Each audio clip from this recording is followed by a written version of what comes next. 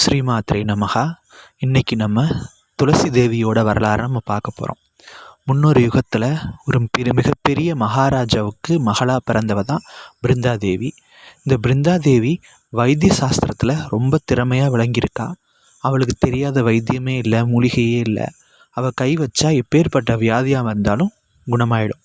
அப்படிப்பட்ட சக்தி பொருந்தினவன் இந்த பிருந்தாதேவி. அது மட்டும் இல்லாமல் அவள் மிக சிறந்த ஒரு பக்த. அம்பாள் மேலே ரொம்ப அவளுக்கு பிரியமான ஒரு பக்தி உண்டு. அதனால் அவளுக்கு ஒரு வரம் வாங்கியிருக்கா. என்னென்னா, என்னைக்கு தன்னோட பதிவிரதா தன்மை சீர்குலையுதோ அன்னைக்கு தான் தன் கணவனுக்கு மரணம் ஏறணும் அப்படின்னு சொல்லி ஒரு வரம் ஒன்று வாங்கியிருக்கா. இப்போது இப்படி இருந்த பிருந்தாதேவியோட வாழ்க்கையில் ஜலந்தராசுரன் வர்றான். ஒரு சமயம் ஒரு யுத்தத்தில் அடிபட்டு வைத்தியத்துக்காக வந்தவன் தான் ஜலந்தராசுரன். அந்த ஜலந்தராசுரனுக்கு வைத்தியம் பண்ணுறா பிருந்தாதேவி. இந்த காலகட்டத்தில் 2 பேருக்கும் இடையில் காதல் ஜலந்தராசுரனையே தன்னோட கணவனாக அடைகிறா பிருந்தாதேவி. அப்போ ஜலந்தராசுரனை வீழ்த்தணும்னா பிருந்தாதேவியோட வரத்தை இல்லாமல் ஆக்கணும். அதுக்காக ஸ்ரீமன் நாராயணன் ஒரு சமயம் ஜலந்தரனோட ரூபம் எடுத்து பிருந்தாவை பார்க்க போகிறார். அந்த சமயம் சிவபெருமானுக்கும் ஜலந்தரனுக்கும் கடுமையான யுத்தம் போயிட்டுருக்கு.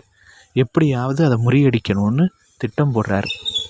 அப்போது பிருந்தாதேவியோட மாளிகைக்கு ஜலந்தரன் ரூபத்தில் போன மகாவிஷ்ணுவை பிருந்தாதேவி வரவேற்கிறா. தன்னோட கணவர் தான் வந்திருக்காருன்னு தெரிஞ்சு அவள் கிட்டக்க போகிறா. போய் அவருக்கு திலகம் வைக்கும்போது தான் தெரியுது தன்னோட கணவர் ஜலந்தரன் இல்லை, இது மகாவிஷ்ணுன்னு. இந்த சூழ்ச்சியை தெரிஞ்சுக்கிட்ட பிருந்தாதேவி, ஸ்ரீமன் நாராயணா, நீங்கள் இப்படி பண்ணலாமா? என்னோட பதிவிரதா தன்மை கெடுறதுக்கு நீங்களே காரணமாயிட்டீங்களே அப்படின்னு சொல்லி கதறி அழுகிறா. இது நடந்த இதே நேரத்தில் சிவபெருமான் ஜலந்தராசுரனை அங்கே யுத்தத்தில் வீழ்த்திடுறாரு. ஜலந்தரன் மடிஞ்ச செய்தியை கேட்டு பிருந்தாதேவி அதிர்ச்சியில் தன்னைத்தானே எரிச்சுக்கிட்டு உயிர் தியாகம் பண்ணுறா.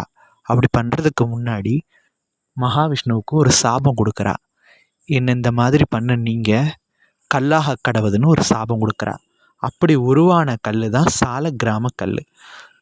ஸ்ரீமன் நாராயணனோட மறு உருவமாக பார்க்கப்படுற அந்த சாலக்கிராம கல் அதன் வடிவமாக தான் உருவானது. அப்போது மகாவிஷ்ணு அந்த பிருந்தாதேவியோட சாம்பலில் இருந்து உயிர் சக்தியை கொடுத்து அவளை ஒரு செடியாக உயிர் எழுப்புறாரு. தன்னோட ஒரு காரணத்தினால உயிர் விட்டதுனால எப்போவும் எனக்கு பிரியமாக நீ என் கூடவே இருப்பேன்னு சொல்லி அவளுக்கு வரம் கொடுத்து சாலக்கிராம ரூபமாக அவளை திருமணமும் பண்ணிக்கிறாரு. அப்படி தான் பிருந்தாதேவி துளசி தேவியாக உருமாற்றம் பெறா. அப்போலேருந்து இப்போ வரைக்கும் தேவாதி தேவர்கள்லேருந்து மக்கள் வரைக்கும் எல்லாருமே துளசியை பூஜை பண்ணுறாங்க. துளசியை பூஜை பண்ணால் அந்த வீட்டில் செல்வ செழிப்புக்கு எந்த குறையும் இருக்காது.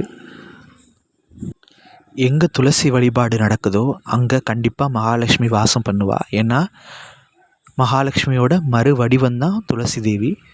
அதனால் துளசியை வளர்த்து துளசிக்கு பூஜை பண்ணி லக்ஷ்மி கடாட்சமும் துளசி தேவியோட அருளும் எல்லாருக்கும் கிடைக்கணும்னு நானும் அம்பாள்கிட்ட பிரார்த்தனை பண்ணுறேன். ஸ்ரீமாத்ரே நமஹா.